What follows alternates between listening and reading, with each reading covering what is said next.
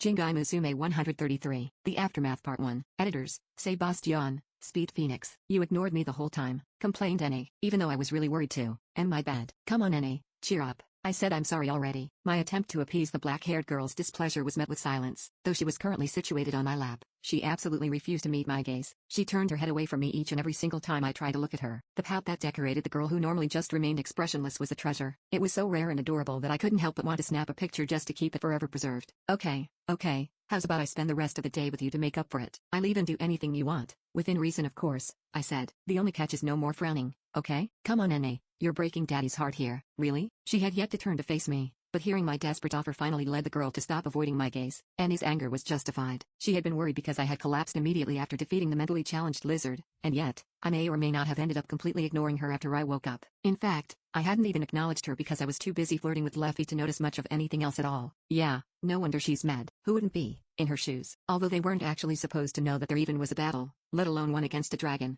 It turned out that all the dungeon's residents had actually been quite worried about me. Making my way back to the true throne room with Leffy propping me up had caused every single one of the girls to react. The wraiths, whom I had evacuated to the true throne room, had joined Aluna in glomping me whilst crying. She, on the other hand, panicked as she tried to cast as much healing magic on me as she could as quickly as she could. The five of them combined had caused the scene of my return to degenerate into one of complete chaos. I didn't really understand why at first, but turning to the only two individuals that had remained rational, the maids, provided me with an explanation of the status quo. Apparently, my battle with the douche lord had caused those within the dungeon to experience a series of small earthquake-like tremors. In other words, the combination of all the shaking, the looks that Leffy and I had on our faces as we left, and the fact that I had come back on the verge of collapse had frightened our resident children. Wait, the dungeon was shaking? I had always assumed that the dungeon was its own thing, that it was effectively cut off from the rest of the world with the exception of its entrance, but the fact that it shook suggested that my hypothesis was likely inaccurate. The dungeon shaking implied that it occupied a space somewhere nearby. However, there was simply no way for the floor that I had set up to truly fit within the mountain it was located within. I guess that means the dungeon is probably messing with the space-time continuum in order to create a massive subspace that occupies a much smaller space in the real world or something like that. I guess that means fighting near the true throne room wasn't exactly the best idea.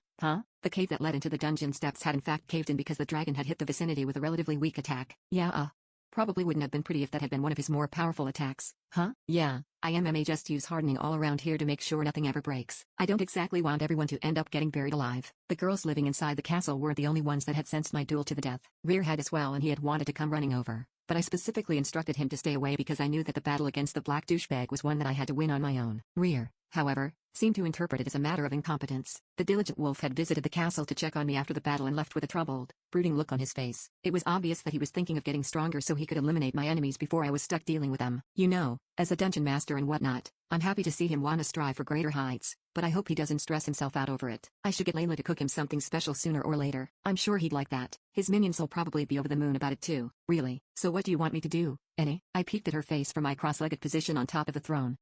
She paused for a moment, then stay still. That's it?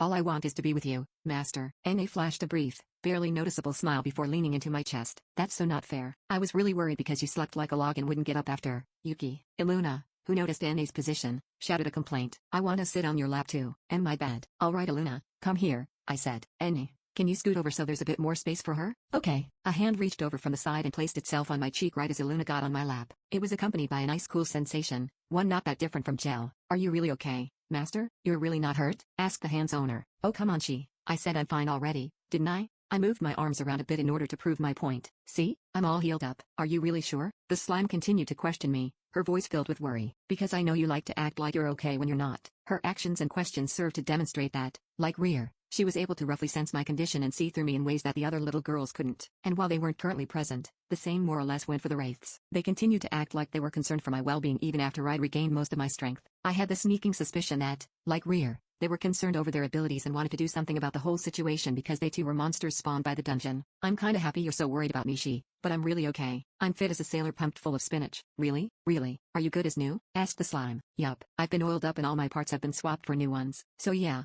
I might as well be good as new. I spotted Leffy out of the corner of my eye as I tried my best to cope with the three little girls and their concerns. To think that this is my husband. Seeing me in my current state caused the dragon to heave a heavy sigh and shake her head in exasperation. I've little choice but to label myself pathetic for falling for him. Oh shut up, Leffy. I rolled my eyes. I know what you're thinking, but you don't need to say it. I'm self-conscious enough about it already. Though I complained at her, I wasn't exactly much in the way of discontent. If anything, I was happy. Hearing her call me her husband had caused my heart to jump in a way I wasn't really used to. A lot had changed since I took down my most recent foe. My character sheet was a far cry from what it had been before the battle. It now looked as follows. General information. Name, Yuki. Race, Demon Lord. Class, Dragon/Demon Lord of Judgment. Level, 136. HP, 19,255 19,255. MP, 25,841 25,841. Strength, 2,842. Vitality, 3,611. Agility, 2,834. Magic, 4,268. Dexterity, 4,942. Luck, 85. Skill points,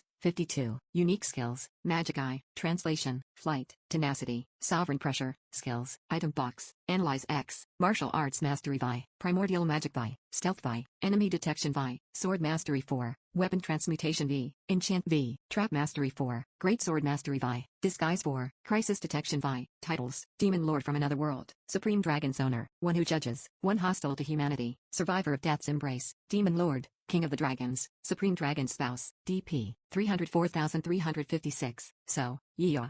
I'm a lot stronger now, yeah, that. Even just looking at my stats was enough to make my jaw drop. Both my HP and my vitality had spiked. Taking hits non-stop even while on the verge of death had caused both to grow disproportionately. My luck was my luck. Everything else had at least doubled, but my luck still seemed a good bit under 100. But hey, at least it's actually going up. All the skills I used against the oversized lizard had leveled up significantly, and I had even gotten myself a brand new pair of unique skills, Tenacity and Sovereign Pressure. It wasn't actually my first time seeing the Tenacity skill, but I hadn't been able to analyze it back when I fought the Orichalcum class adventurer. But now that I actually had a chance to look at it, I learned that its effect was to drastically diminish all incoming damage and boost all stats by a factor of 1.5 when at or under 20% HP. You know, that's actually op as fuck. And now that I think about it, I probably got this thing mid-combat. I remember his attacks basically stopped doing damage near the end. Like Tenacity, Sovereign Pressure also seemed fairly useful. Its effect was to generate an aura of intimidation capable of hampering all nearby enemies by making it more difficult for them to take action. The strength of its effect was influenced by the relative difference in stats between me and my foes. However, unlike Tenacity, I had no idea as to exactly why I had obtained the skill. I don't remember doing anything like freaking people out. After poking around,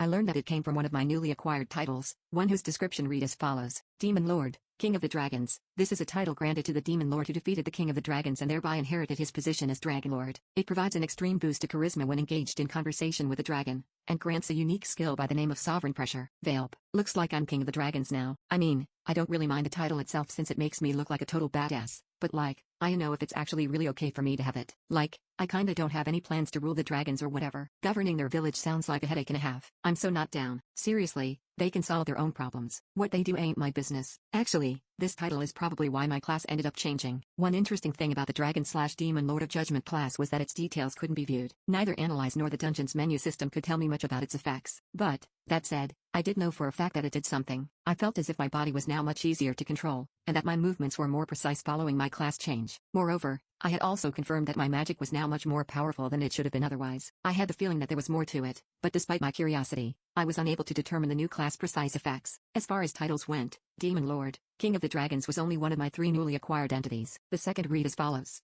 Survivor of Death's Embrace. This title is granted to one who has survived being pushed to the absolute brink of death. All of the title owners' stats are doubled if their HP drops below 10% of its maximum value. Much like the first, it was a title whose origin I could understand. I managed to beat the dragon in combat for the sole reason that he was an idiot. But that said, his stupidity didn't change the fact that the fight had been a tough one. I had almost died. I may as well have had a foot in the grave the entire time. Dude, that double stats thing is a freaking eye popper. I probably would have screamed incoherently about balance if it wasn't so hard to activate. Man, 10% health? That's rough. Unlike the first two, my final title had nothing to do with combat. Supreme Dragon's Spouse. This is a title granted to the man that has proven his valor by making a bride of the dragon that reigns supreme over the world. The man in question probably no longer needs to know fear. Probably? The fuck? Telling me I probably don't need to fear anything doesn't actually give me any useful information at all. Like, what the fuck do you mean probably? Shouldn't these things be dealt in absolutes? And who the hell wrote this stupid-ass description anyway? It looks more like a goddamn opinion than it does anything actually objective. Was it God? God, please, you really gotta step up your title game. Like, come on, what the hell?